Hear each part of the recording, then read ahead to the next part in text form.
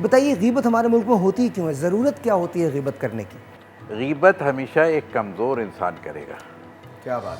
کبھی بھی جو اندر سے مضبوط ہوگا وہ غیبت کا سہارا نہیں لے گا. دوسری بات یہ کہ وہ سچا نہیں ہوگا. غیبت کرنے والا وہ آغاز جو ہے غیبت کا ہوتا ہے وہ ہوتا ہی کس سے ہے؟ کذب سے، یعنی جھوٹ سے آغاز ہوتا ہے. اگرچہ کہ غیبت کا معنی یہ نہیں ہے. غیبت کا تو معنی یہی ہے کہ کیا ہے، کوئی بھی کسی کے اندر کوئی خامی پائی جائے اور ہم اسے بیان کر دیکھ دیں. لینے کی دو تو وجوہات ہیں. کہ یہ ایک ایسا سچ ہے غیبت کہ جو جھوٹ سے زیادہ خطرناک ہے. ماشاءاللہ. یعنی یہ غیبت کہتے ہی اس چیز کو ہیں کہ گویا کوئی عیب کسی کے اندر پایا جائے صحیح.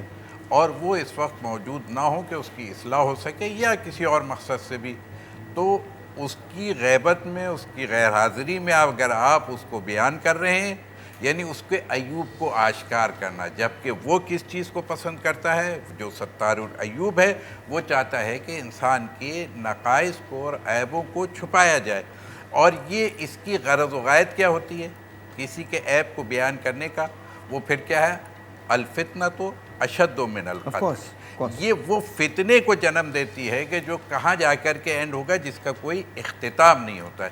اس لیے پھر میں کہوں گا یہی بات کہ غیبت انسان کے معاشرے کو تنزلی کی طرف لے جاتی ہے، تباہ کر دیتی ہے، تباہ و برباد کر دیتی ہے.